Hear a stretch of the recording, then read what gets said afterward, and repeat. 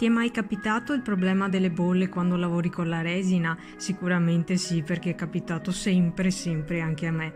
Quindi oggi ti mostrerò come togliere le bolle, quelle superficiali. Queste sono delle creazioni che ho fatto in passato e che vi metterò il link in descrizione, così potete andare a vedere come le avevo realizzate e vi mostrerò come ho corretto, diciamo, i difetti dati dalle bolle. Però prima di tutto scopriamo assieme adesso queste creazioni in resina che ho fatto recentemente. Mi aspetto che anche queste nuove creazioni abbiano dei problemi di bolle, comunque adesso andiamo a vederle assieme una a una. Cominciamo allora da questo primo stampo.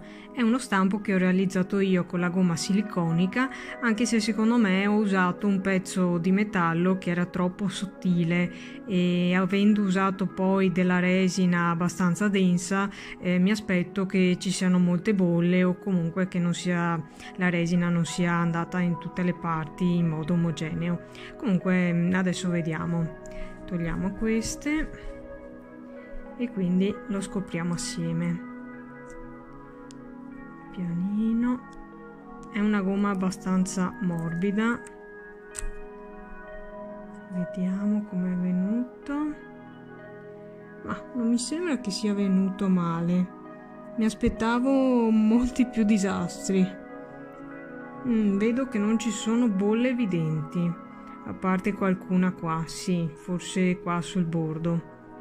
Comunque mi aspettavo molto peggio, onestamente.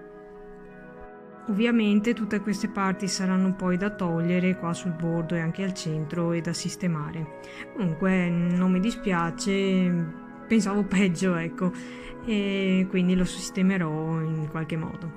Questo invece è uno stampo che uso spesso nei miei video e quindi vediamo come è venuto. Praticamente ho mescolato del colore e poi ho spalmato, anzi prima ho spalmato dei glitter sulla base.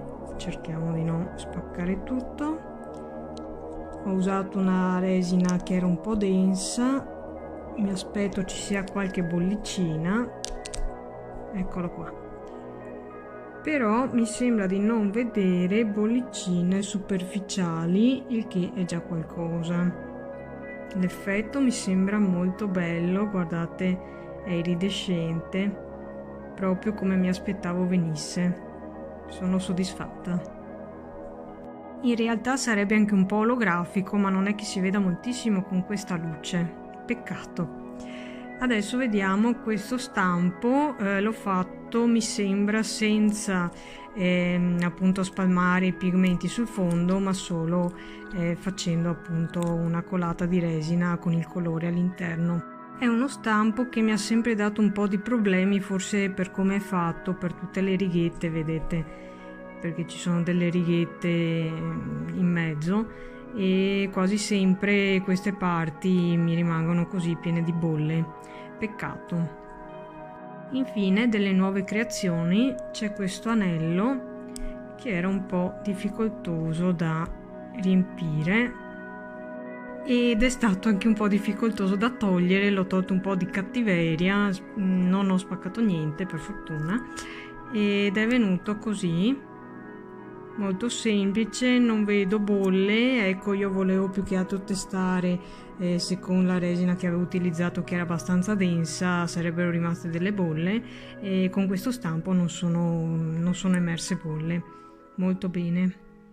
Vi spiego dunque ora come ho fatto a togliere le bolle superficiali da queste creazioni, nel senso che erano rimasti un sacco di buchini in superficie. Infatti, se andate a vedervi il link che io vi metto qua sopra nel box informativo, praticamente quando ho scoperto quelle creazioni c'erano un sacco di bolle, soprattutto qua dove c'è la parte nera e anche qua, e qui invece c'erano appunto meno bolle, però qualcosa c'era.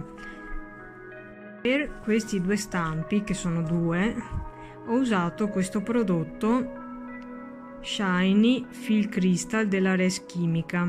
Praticamente si presenta come uno smalto, anche se non è uno smalto, ed è appunto specifico per la resina. Alcune creative usano lo smalto vero e proprio e altre creative dicono di non usarlo perché nel tempo potrebbe rovinarsi la creazione. Io personalmente non uso lo smalto, cerco di usare i prodotti specifici e quindi adesso vi mostro il risultato di questo. Come vedete da questa creazione sono rimasti dei segni, diciamo, delle pennellate, il che a me non piace tantissimo. Secondo me va benissimo quando lo si usa su creazioni che hanno dettagli un po' più piccoli, che diciamo non fa un effetto così. Quando non deve essere proprio liscio liscio. Infatti qua su questa creazione secondo me va molto bene questo effetto generale che poi è venuto.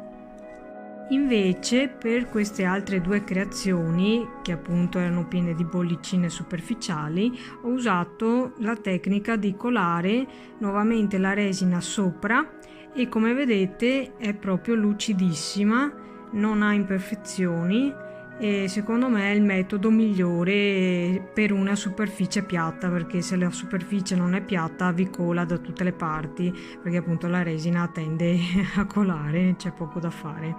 Anche questa, vedete, è sparito tutto, a parte una mini imperfezione qua e qua che non si è riempito benissimo, perché appunto cerco di evitare il buco in quanto spesso può colare la resina giù. Bene, spero questo video vi sia utile per le vostre creazioni. Scrivetemi nei commenti se avete altri metodi per togliere le bolle superficiali. Come sempre vi invito a iscrivervi al mio canale se ancora non l'avete fatto e potete cliccare sulla campanellina per ricevere tutte le notifiche. Ci vediamo al prossimo video, ciao!